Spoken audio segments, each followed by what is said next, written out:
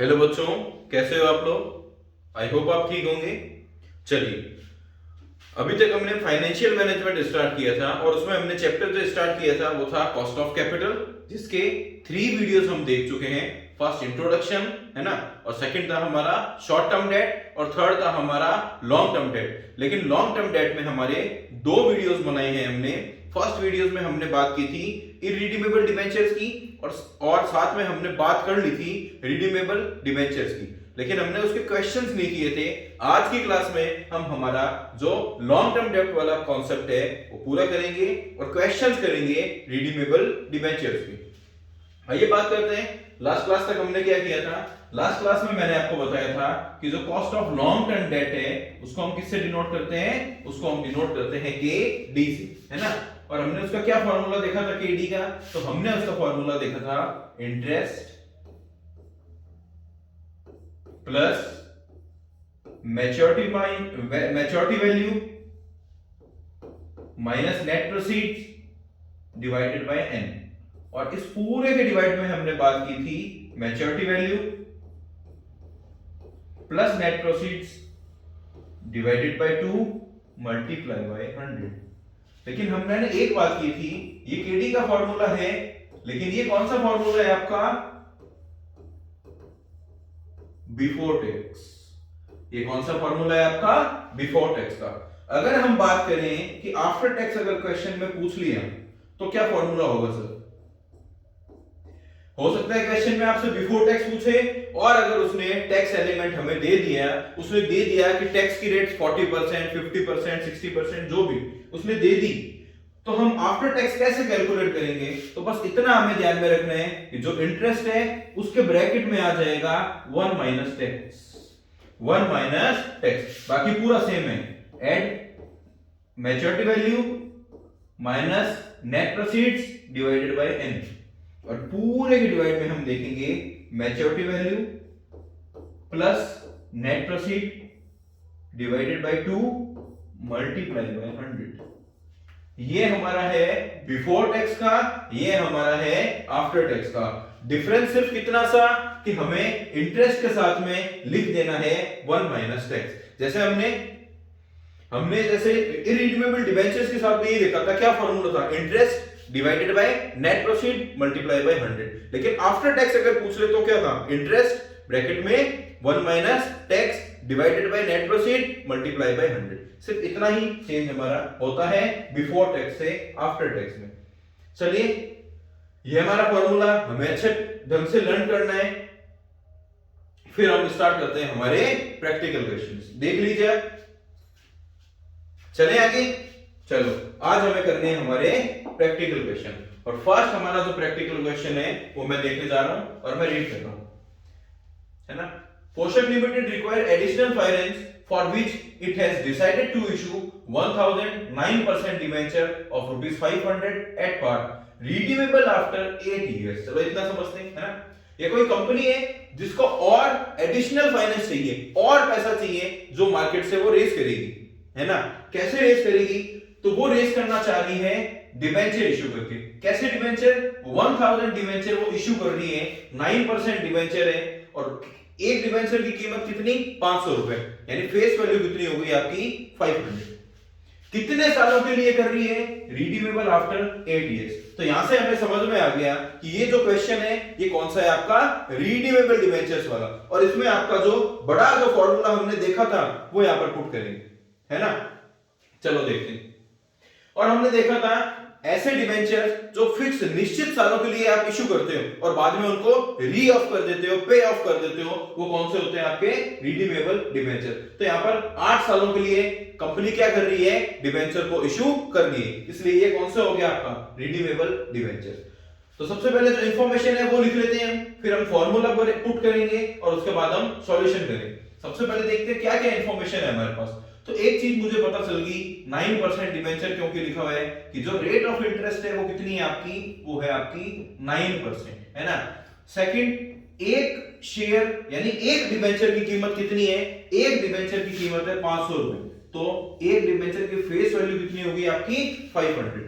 यहाँ पर मैं इंटरेस्ट भी कैलकुलेट कर सकता हूं। पता है इंटरेस्ट कैसे कैलकुलेट करते हैं? जब आप रेट ऑफ इंटरेस्ट को फेस वैल्यू से मल्टीप्लाई करवा देते हैं तो वो क्या आ जाता है आपका? वो आ जाता है आपका इंटरेस्ट। और क्या है? और उसने दे दिया रिडीमेबल आफ्टर 8 इयर्स। तो एन कितने हो गए आपके? नंबर ऑफ इयर्स, जितने सालों के लिए आप डिबेंचर इशू कर रहे हैं वो एन कितना हो गया आपका? 8 इयर्स। कितना? 8 इयर्स।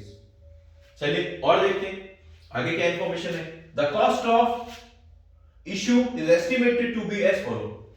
जैसे मैंने आपको पहले ही लास्ट लेक्चर में बताया था, जब भी आप डिबेंचर इशू करते हैं, शेयर इशू करते हैं, तो जितने में आप इशू करते हैं उतना ही पैसा आपको नहीं मिलता है, क्योंकि जब आप डिबेंचर इशू करेंगे या आप शेयर इशू करेंगे तो कुछ इशू एक्सपेंसेस हो जाते हैं हमारे, है ना।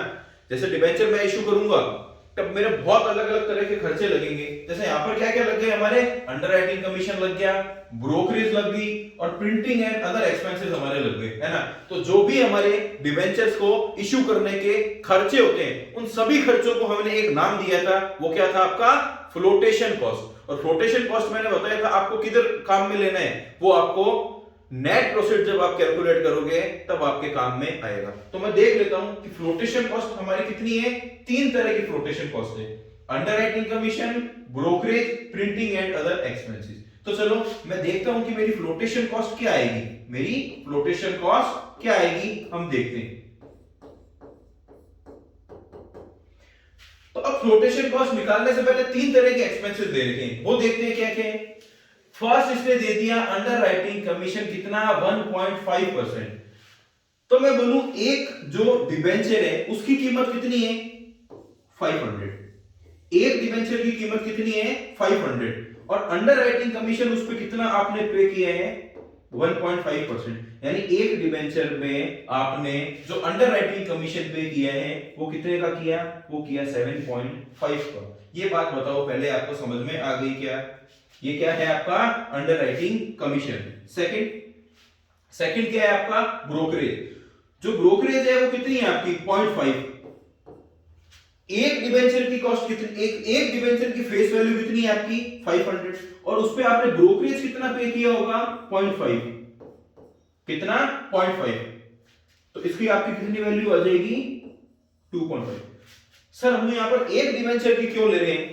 क्योंकि यहां पर आपने जो फेस वैल्यू ली है वो भी कितनी ली है? एक डिबेंचर की। यानी हमने एक डिबेंचर को कितने रुपए में इशू किया? 500 रुपए में। जब आप यहां पर भी एक डिबेंचर की कीमत ले रहे हैं, फेस वैल्यू ले रहे हैं, तो बाकी चीजें भी आपको एक ही डिबेंचर की लेनी होगी, है ना। इसलिए हमने यहां पर जो अंडरराइटिंग कमीशन लिखा वो भी हमने निकाल लिया कि एक डिबेंचर को इशू करने में हमारा जो अंडरराइटिंग कमीशन लग रहा था वो कितना लग रहा था? 7.5। एक डिबेंचर को इशू करने में हमारी जो ब्रोकरेज लग रही है वो कितनी लग रही है? वो लग रही है 2.5। और थर्ड हम यही चीज निकाल लेंगे कि एक डिबेंचर की जो प्रिंटिंग और अदर एक्सपेंसेस की कॉस्ट है वो कितनी आएगी।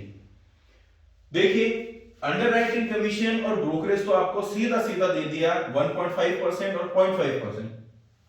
प्रिंटिंग एंड अदर एक्सपेंसेस कैसे क्या बोल दिया आपको? टोटल अमाउंट दे दिया जो कितना है आपका? 10,000। भाई आप प्रिंट क्या करवाओगे? आप प्रिंट डिबेंचर ही करवाओगे ना, है ना।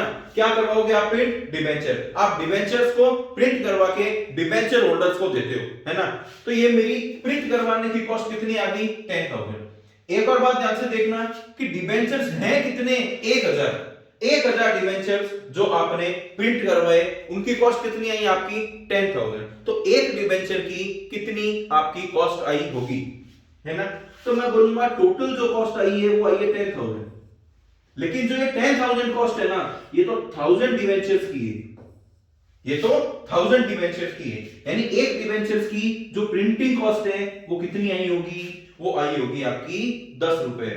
जब आपने अंडरराइटिंग कमीशन एक डिबेंचर्स का निकाला, जब आपने ब्रोकरेज एक डिबेंचर का निकाला, तो प्रिंटिंग और जो अदर एक्सपेंसेस है ये आप टोटल थोड़ी लोगे, ये भी आप कैसे निकालोगे? पर डिबेंचर्स पे आपकी जो प्रिंटिंग कॉस्ट है वो कितनी आएगी। इसलिए हमने 10,000 में नंबर ऑफ डिबेंचर्स का डिवाइड कर दिया, तो एक डिबेंचर्स पे लगने वाली आपकी जो कीमत है वो कितनी है? 10 रुपए।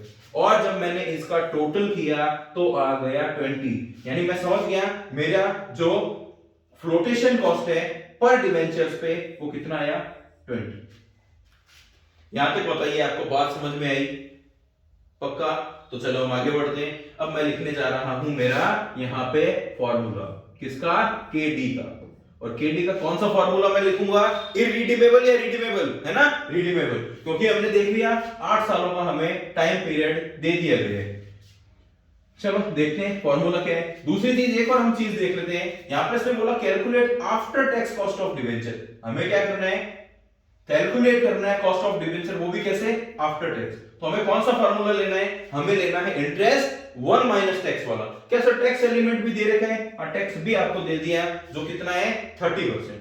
चलो देखते हैं, फॉर्मूला लिखता हूं पहले मैं। फॉर्मूला था हमारा इंटरेस्ट ब्रैकेट में 1 minus tax plus MV minus NP divided by n, है ना? और इस पूरे के अपॉन में मैं लिखूंगा MV plus net proceeds divided by 2 multiply by 100। सबसे पहले हमने फॉर्मूला ले, है ना? अब मैं क्या करूंगा? वैल्यू पुट करूंगा। क्या वैल्यू पुट करूंगा? इंटरेस्ट। तो इंटरेस्ट हमने यहां पर ही कैलकुलेट कर लिया। कैसे किया? Rate of interest multiply by face value, यानी एक 500 डिवेंचर पे, एक 500 रुपए के डिवेंचर पे आपको 9% से क्या पे करना है? इंटरेस्ट पे करना है। तो इंटरेस्ट कितना हो गया हमारा? 45। और क्या लेना है? ब्रैकेट में 1 माइनस टैक्स। टैक्स कितना? तो टैक्स यहां पर इसलिए दे दिया हमें 30%। 30% को और मैं कैसे लिख सकता हूं? मैं लिख सकता हूं 30 डिवाइडेड बाय 100। और जब मैं 30 का 100 में डिवाइड करूंगा, चाहे कैलकुलेटर पे कर लो या वैसे ही हमें पता है, तो कितना आ जाएगा? 0.3। कितना आएगा? 0.3। तो यहां पर मैं सीधी जो वैल्यू पुट करूंगा वो कितनी करूंगा? 1 माइनस 0.3, है ना? चलो देखते हैं। Plus maturity value, plus maturity value. चलो, कल ही हमने बात की थी कि जो फेस वैल्यू होती है और जो मैच्योरिटी वैल्यू होती है वो सेम होती है, अगर आपको प्रीमियम ऑन रिडेम्पशन ना दिया हो तो। अगर प्रीमियम ऑन रिडेम्पशन दिया होता तो फेस वैल्यू में हमें और क्या ऐड कर देना होता? प्रीमियम ऑन रिडेम्पशन ऐड कर देना होता। लेकिन जब आपको प्रीमियम ऑन रिडेम्पशन ना दिया हुआ हो, तब जो हमारी फेस वैल्यू है और जो हमारी मैच्योरिटी वैल्यू है वो क्या होगी? बिल्कुल सेम, है ना? मैंने बात की थी 2 तरह के हमारे प्रीमियम होते हैं। एक तो होता है आपका प्रीमियम ऑन इश्यू, एक होता है आपका प्रीमियम ऑन रिडेम्पशन। जब आप फेस वैल्यू में ऐड कर देते हो प्रीमियम ऑन इश्यू, तो वो क्या बन जाती है? वो बन जाती है नेट प्रोसीड। लेकिन जब आप फेस वैल्यू में प्रीमियम ऑन रिडेम्पशन को क्या कर देते हो? ऐड कर देते हो, तो वो आपकी बन जाती है मैच्योरिटी वैल्यू। लेकिन इस क्वेश्चन में हमें ना तो इश्यू पे ना ही रिडेम्पशन पे किसी पे भी प्रीमियम नहीं दे रखा, तो हमें इस क्वेश्चन में कोई दिक्कत नहीं है। तो एक चीज तो हमें समझ में आ गई, क्या? कि जो फेस वैल्यू है वही हमारी मैच्योरिटी वैल्यू होगी। तो कितनी है मैच्योरिटी वैल्यू? फेस वैल्यू के इक्वल। कितनी? 500 माइनस नेट प्रोसीड क्या है? नेट प्रोसीड में मैंने आपको बताई थी कि आपको 3 चीजें चेक करनी है। फ्लोटेशन कॉस्ट हो तो लेस कर दो, किसमें? फेस वैल्यू में। प्रीमियम हो तो ऐड कर दो और डिस्काउंट हो तो माइनस कर दो। लेकिन इस वाले क्वेश्चन में हमें प्रीमियम और डिस्काउंट तो दिया हुआ ही नहीं है, तो मैं हटा ही देता हूं सीधा सीधा। हमें सिर्फ दिया हुआ क्या है? फेस वैल्यू और फ्लोटेशन कॉस्ट। फेस वैल्यू कितनी दी हुई है? फेस वैल्यू कितनी दी हुई है आपको? नेट प्रॉफिट कैलकुलेट करने के लिए मैं करूंगा फेस वैल्यू में से minus flotation cost. Face value कितनी दी हुई है? 500। फ्लोटेशन कॉस्ट हमने लास्ट क्लास में समझ लिया था क्या होता है, अभी भी हमने कैलकुलेट कर लिया कितना? 20। तो आपकी जो नेट प्रोसीड आई वो कितनी आई? 480। मेरी बात ध्यान से सुनना, क्या होता है फ्लोटेशन कॉस्ट हम एक बार फिर से समझते हैं। जब कंपनी ने एक डिबेंचर 500 रुपए का इशू किया, तो उसको इशू करने के बदले कंपनी को बेचारी को 20 रुपए का तो खर्चा ही आ गया। तो कंपनी के इन हैंड में या कंपनी के जेब में कितने पैसा है जो कंपनी यूज में ले सकती है? भाई 500 का डिबेंचर था, 20 रुपए उस पर खर्चा हो गया, तो कंपनी यूज में तो 480 ले सकती है ना। तो नेट प्रोफिट कितना हो गया 480। वो पैसा जो कंपनी खर्चे डिडक्ट करने के बाद में यूज में लेगी उसी को बोल दिया जाता है नेट प्रोसीड्स। तो ये कितना आ गया 480। फॉर्मूले में पुट कर देता हूं मैं कितना 480। एन क्या है नंबर ऑफ इयर्स, जितने सालों के लिए आपने डिवेंचर्स को इशू किए वो कितना हो गया आपका 8। वो कितना है आपका 8। फिर मैंने बताया था पूरे के डिवाइड में आपको क्या करना है एमवी। एमवी कितना है आपका वापस से 500। एन नेट प्रोसीड कितना आपका 480 डिवाइडेड बाय 2 और इस पूरे के मल्टीप्लाई में 100। चलो अब मैं कैलकुलेटर ले लेता हूं। हर बीकॉम स्टूडेंट बीबीए स्टूडेंट के पास में कैलकुलेटर होना चाहिए, आप एग्जाम में लेके जा सकते हो। तो चलो हम देखते हैं, कैलकुलेट करते हैं। सबसे पहले मैं इसको सॉल्व करूंगा 45 मल्टीप्लाई 1 माइनस 0.3। तो 1 माइनस 0.3 करूंगा तो कितना आएगा 0.7 और 45 को जब मैं 0.7 से मल्टीप्लाई करवाऊंगा तो ये आ गया मेरा 31.5। अब देखते हैं प्लस 500 माइनस 480 कितना आएगा 20। और 20 में जब मैं 8 का डिवाइड करूंगा 20 में जब मैं 8 का डिवाइड करूंगा तो ये आ जाए मेरा कितना 2.5। अब पूरे के डिवाइड में 500 प्लस 480 500 प्लस 480 डिवाइडेड बाय 2 तो ये आ जाएगा आपका 490 और इस पूरे के मल्टीप्लाई में 100। अब 31.5 plus 2.5 34 divided by 490 multiply by 100 तो ये आएगा आपका 6.938%, जिसको मैं 6.94 भी बोल सकता हूं। ये आ गया हमारा आंसर। यानी जो डिबेंचर है उसकी कॉस्ट ऑफ कैपिटल या मैं बोल सकता हूं जो केडी है वो कितना आया 6.938%। आई होप आपको समझ में आया होगा, है ना। मैं थोड़ा साइड में हो जाता हूं, आप इसका स्क्रीनशॉट ले सकते हैं और वैसे बुक में आपको ये क्वेश्चन दिया हुआ होगा, आप खुद ट्राई करना। हम चलते हैं हमारे नेक्स्ट क्वेश्चन पे, है ना। हम चलते हैं नेक्स्ट क्वेश्चन पे।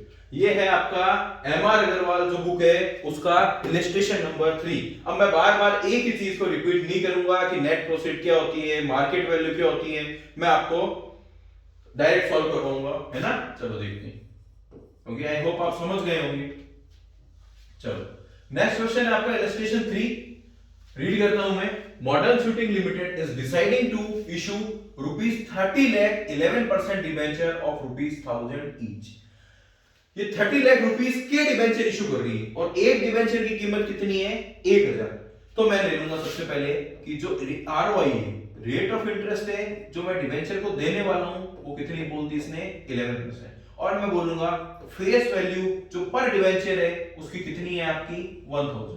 भाई एक डिबेंचर को हमने कितने में इशू किया 1000 में। हालांकि हमने 30 लाख के डिबेंचर इशू कर दिए लेकिन पर डिबेंचर की जो कीमत है वो कितनी है 1000।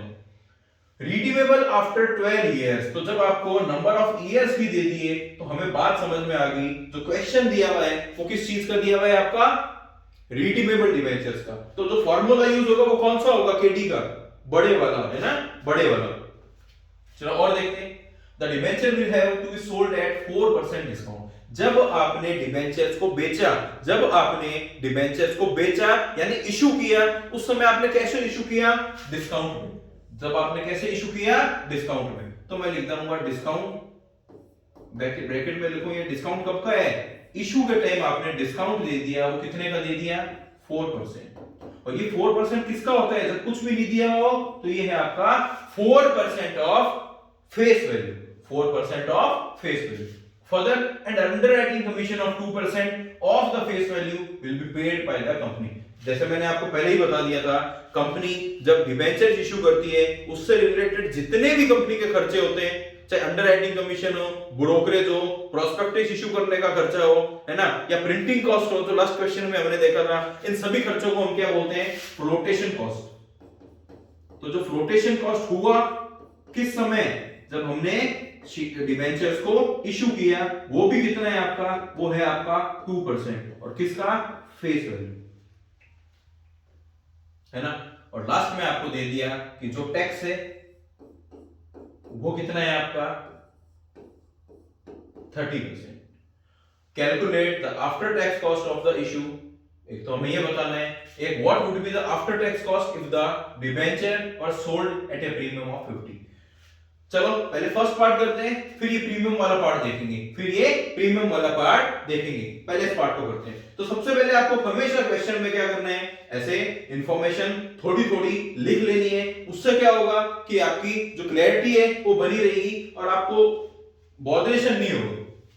चलो सबसे पहले इंफॉर्मेशन लिखने के बाद फर्स्ट आपको क्या लिखना है, फर्स्ट हमेशा और हमेशा आपको फॉर्मूला लिखना है जो अच्छे से लर्न होना चाहिए। चलो देखते हैं क्या है केडी का फॉर्मूला। वो है आपका interest 1 minus tax. Sir 1 minus tax हमने क्यों किया, क्योंकि इसने क्या बोल दिया, calculate after tax cost. After tax cost बोल दिया इसलिए हमने 1 माइनस टैक्स किया। अगर यही बिफोर टैक्स बोलता तो हमें 1 माइनस टैक्स करने की जरूरत नहीं थी। तो interest 1 minus tax plus MB minus NP divided by n, और पूरे के डिवाइड में मैं कर दूंगा MB plus NP divided by 2 और मल्टीप्लाई में 100। देखो इंटरेस्ट हमारे पास हम कैलकुलेट कर लेते हैं सबसे पहले, है ना। सबसे पहले हमें क्या चाहिए, इंटरेस्ट। तो मैंने पहले ही आपको बताया था, जब आप आरओआई को फेस वैल्यू से क्या करवा देते हैं, मल्टीप्लाई कर लेते हैं। जब आप इन दोनों को मल्टीप्लाई कर लेते हैं तो आ जाता है आपका इंटरेस्ट। कैसे, 11%। किसका है 11%, 1000 का। तो 1000 का जो 11% होगा वो होगा 110। तो इंटरेस्ट कितना आ गया मेरा 110। ब्रैकेट में लिखूंगा 1 माइनस टैक्स कितना 30%। तो 30% को जब आप देखेंगे तो हम कैसे लिख सकते हैं 0.30 प्लस मैच्योरिटी वैल्यू। चलो मैच्योरिटी वैल्यू मैंने बोला था अगर आपको प्रीमियम दिया हुआ है तब तो वो चेंज होगा, लेकिन किसी क्वेश्चन में आपको प्रीमियम नहीं दिया हुआ तो जो आपकी फेस वैल्यू है वो ही होगी आपकी मैच्योरिटी वैल्यू। और प्रीमियम भी कौन सा, इश्यू वाला नहीं, इश्यू वाला नहीं, प्रीमियम भी कौन सा, at the time of redemption. जब भी आपको रिडेम्पशन के समय का प्रीमियम दिया हुआ है तब हमारी जो मैच्योरिटी वैल्यू है वो फेस वैल्यू से चेंज होगी। लेकिन अगर आपको प्रीमियम नहीं दिया हुआ तो जो हमारी फेस वैल्यू है वो ही आपकी मैच्योरिटी वैल्यू हो जाएगी, जो कितनी है आपकी 1000। तो मैच्योरिटी वैल्यू भी कितनी हो जाएगी आपकी 1000 माइनस। नेक्स्ट क्या कैलकुलेट करना है, नेट प्रोसीड। नेक्स्ट क्या करना है आपको, एनपी लिख रहा हूं मैं शॉर्ट में, नेट प्रोसीड। जब फेस वैल्यू में से हम माइनस कर देते हैं एक तो फ्लोटेशन कॉस्ट और साथ में माइनस कर देते हैं जब हम डिस्काउंट, क्योंकि इस वाले क्वेश्चन में क्या दिया हुआ है आपको, डिस्काउंट माइनस करना है। प्रीमियम होता तो क्या करते, ऐड करते। तो मैं देखूंगा फेस वैल्यू कितनी है 1000 माइनस फ्लोटेशन कॉस्ट कितना है, फ्लोटेशन कॉस्ट आपका है 2% of face value. Face value कितनी है, फेस वैल्यू कितनी है आपकी 1000। तो 1000 का 2% कितना होगा, 1000 का 2% कितना होगा, 1000 का 2% होगा 20। और जो डिस्काउंट है वो कितना है आपका 4% of face value. Face value कितनी है 1000 का 4% कितना होगा आपका 40। तो फेस 1000 में से जब मैं 60 माइनस करूंगा तो ये मेरा आ जाएगा 940। नेट प्रोसीड क्या हो गई मेरी 940। फिर नेट प्रोसीड में सिर्फ इतना ही हमें ध्यान में रखना है कि फेस वैल्यू में से फ्लोटेशन कॉस्ट तो लेस होगी, डिस्काउंट है तो वो भी लेस कर देंगे, लेकिन डिस्काउंट की जगह किसी क्वेश्चन में प्रीमियम होगा तो उसे ऐड कर देंगे। चलो देखते हैं। तो ये कितना आ गया मेरा 940 डिवाइडेड बाय एन कितना है, कितने सालों के लिए हमने डिबेंचर इशू किया 12, और पूरे के अपॉन में मैं क्या कर दूंगा 1000 plus 940 divided by 2 multiply by 100, है ना। चलिए आगे देखते हैं। अब मैं देखूंगा 1 माइनस 0.3 करूंगा तो क्या आएगा 0.7, और जब मैं 110 को 0.7 से मल्टीप्लाई करूंगा ये आ गया मेरा 77 प्लस 1000 माइनस 940 करूंगा तो कितना आएगा 60, और जब मैं 60 में डिवाइड कर दूंगा 12 का तो वो कितना आ गया 5, वो कितना आ गया 5। 1000 प्लस 940 तो ये होगा 1940, डिवाइडेड बाय 2 कर दूंगा तो ये आ जाएगा 970, मल्टीप्लाई बाय 100। फाइनल आंसर देख लेते हैं, 77 प्लस 5 ये हो गया 82, डिवाइडेड बाय 970 मल्टीप्लाई बाय 100 तो ये आ गया मेरा 8.45%। 8.45%। क्लियर है, समझ में आया? किसी भी तरह की कोई दिक्कत है तो आप कमेंट सेक्शन में मुझे कमेंट करके पूछ सकते हैं। चलिए, हाफ क्वेश्चन सॉल्व हुआ है। आगे इसने और क्या बोल दिया कि what would be the after tax cost if the debenture were sold at a premium of 50। यहां पर हमने डिबेंचर को कैसे बेचा था 4% के डिस्काउंट पे। वो बोल रहा है अगर आपने इस डिबेंचर को डिस्काउंट पे ना बेच के प्रीमियम पे बेचा होता, कितने प्रीमियम पे 50 रुपीस के, तो आपके आंसर में क्या चेंज आता? पहले बताओ प्रीमियम कहां पर यूज में होगा? तो प्रीमियम यूज में होगा सर हमारे फ्लोटेशन कॉस्ट में, और डिस्काउंट जो हमने किया था, जो डिस्काउंट आपने माइनस किया था उसकी जगह प्रीमियम क्या करोगे आप प्लस। यानी जब भी आप नेट प्रॉफिट कैलकुलेट करते हो तो उसमें फ्लोटेशन कॉस्ट तो माइनस होगा ही होगा, लेकिन जो प्रीमियम है वो आप क्या करोगे ऐड कर दोगे। बस इतना ही चेंज होना है, बाकी कैलकुलेशन आपको करनी है। तो ये क्वेश्चन क्या हो गया आपका होमवर्क। आपको जो प्रीमियम है उससे इस क्वेश्चन को सॉल्व करना है। अगर आपको किसी भी तरह की कोई दिक्कत आए तो आप मुझे टेक्स्ट मैसेज YouTube पे आप मुझे मैसेज कर सकते हैं। चलिए आगे देखते हैं।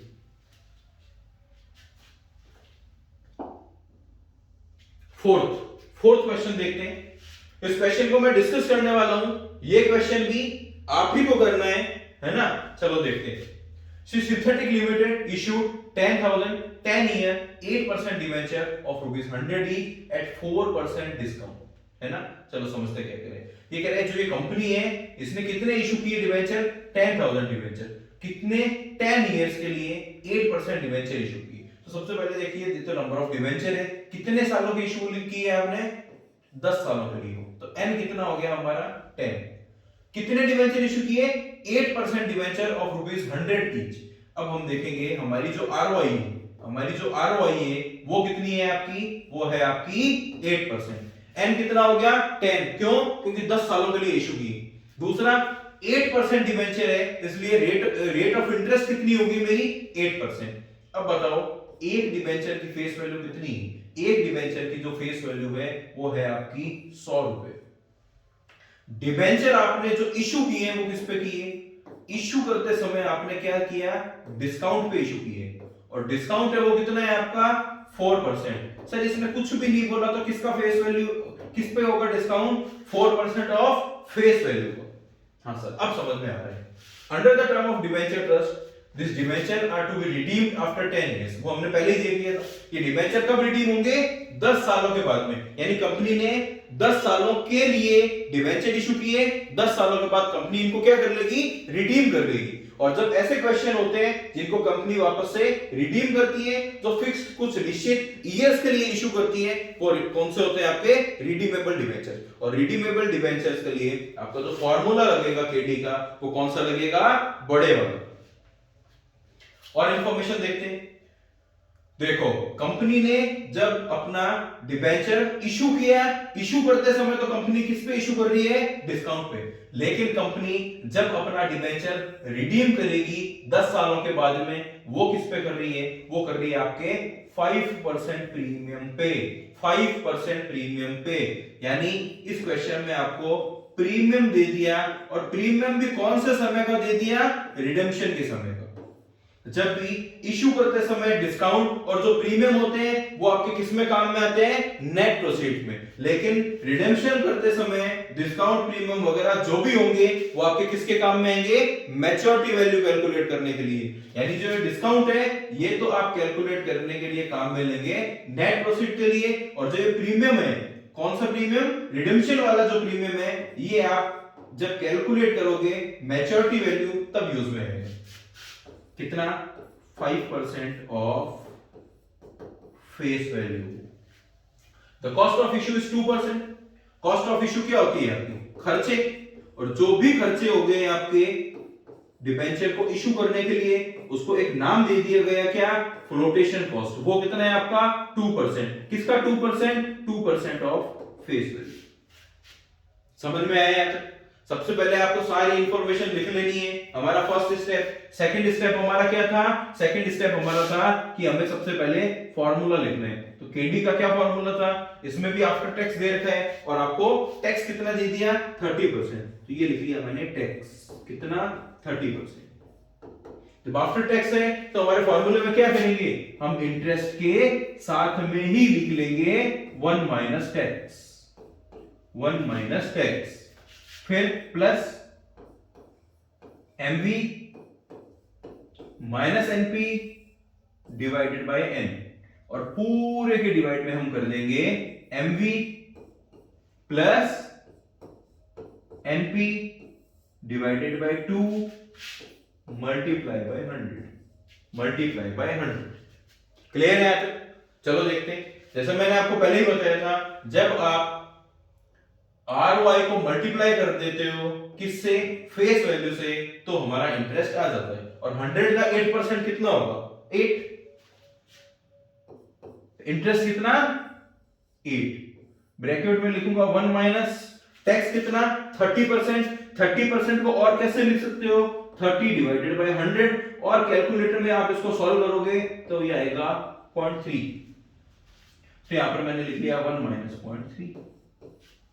मैच्योरिटी वैल्यू, वैसे तो मैंने बताया था कि जो मैच्योरिटी वैल्यू और फेस वैल्यू होती है वो सेम होती है, लेकिन अगर किसी क्वेश्चन में आपको प्रीमियम दे दिया, कौन सा प्रीमियम दे दिया? रिडेम्पशन वाला, तो मैच्योरिटी वैल्यू चेंज हो जाएगी।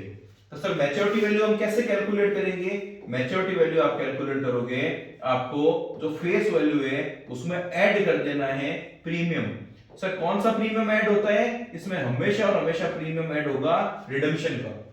तो एक बात बताओ, कंपनी क्या कह रही है? कंपनी कह रही है कि वैसे तो जो डिबेंचर है ना वो 100 रुपए का है ना, 100 रुपए का डिबेंचर है, और हम इस पे 4% डिस्काउंट से इशू कर रहे हैं। यानी अभी हम आपसे 100 रुपए डिबेंचर के बदले कितने पैसे ले रहे हैं? 96 ही ले रहे हैं। और 96 के डिबेंचर के बदले जब मैच्योरिटी होगी इसकी, है ना, जब मैच्योरिटी होगी इसकी, तो आपको 100 रुपए में प्रीमियम जो है वो 5 रुपए जोड़ के दिया जाएगा। यानी अभी जो 96 का डिबेंचर है ना, कुछ सालों के बाद, कितने सालों के बाद?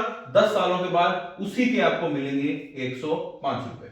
उसी के आपके मिलेंगे कितनों? 105 रुपए। तो इश्यू तो किस पे हुआ? डिस्काउंट पे, लेकिन रिडेम्पशन किस पे हुआ? प्रीमियम पे। अब मैच्योरिटी वैल्यू कैसे निकालेंगे? एक शेयर की, एक फेस डिबेंचर की फेस वैल्यू कितनी? 100, और कितने प्रीमियम पे आप इनको पे करोगे? 5% ऑफ फेस वैल्यू। तो 100 का 5% कितना होता है? 5। तो इसकी वैल्यू कितनी आ गई? 105। और यही जब मैं नेट प्रोसीड की बात करूंगा तो मैं बोलूंगा फेस वैल्यू में से एक तो माइनस करना है आपको फ्लोटेशन कॉस्ट, और एक माइनस करना है आपको डिस्काउंट। फेस वैल्यू कितनी? 100। फ्लोटेशन कॉस्ट कितनी? 2% ऑफ फेस वैल्यू। तो फेस वैल्यू कितनी है? 100। 100 का 2% कितना होता है? 2। डिस्काउंट है वो कितना? 4% of face value. Face value कितना? 100, और 100 का 4% कितना? 4। ये आ गया आपका 94। ये आ गया आपका 94। सर आपने ये डिस्काउंट इसमें से क्यों माइनस किया है? क्योंकि ये डिस्काउंट कौन से समय का है? इशू का। इशू की जितनी भी चीज होगी उसके एडजस्टमेंट आप करोगे नेट प्रोसीड में। रिडेम्पशन के जो भी एडजस्टमेंट होंगे उसके एडजस्टमेंट आप करोगे मैच्योरिटी वैल्यू। चलो हम वैल्यू पुट करते हैं। वैसे तो मैंने बोला था ये क्वेश्चन आप ही को करना है, पर मैंने करवा दिया, कोई नहीं। चलो अब मैच्योरिटी वैल्यू कितनी? ये है आपकी 105 माइनस 94 डिवाइडेड बाय एन कितने हैं? 10, और पूरे के डिवाइडेड में कर लूंगा मैं 105 plus 94 divided by 2 multiply by 100। चलिए देखते हैं, है ना। सबसे पहले 1 माइनस 0.3 करूंगा तो कितना आएगा 0.7, तो 8 मल्टीप्लाई 0.7 ये आ गया आपका 5.6। 105 माइनस 94, 105 माइनस 94 ये आ गया 11, और 11 में 10 से डिवाइड करूंगा ये आएगा 1.1।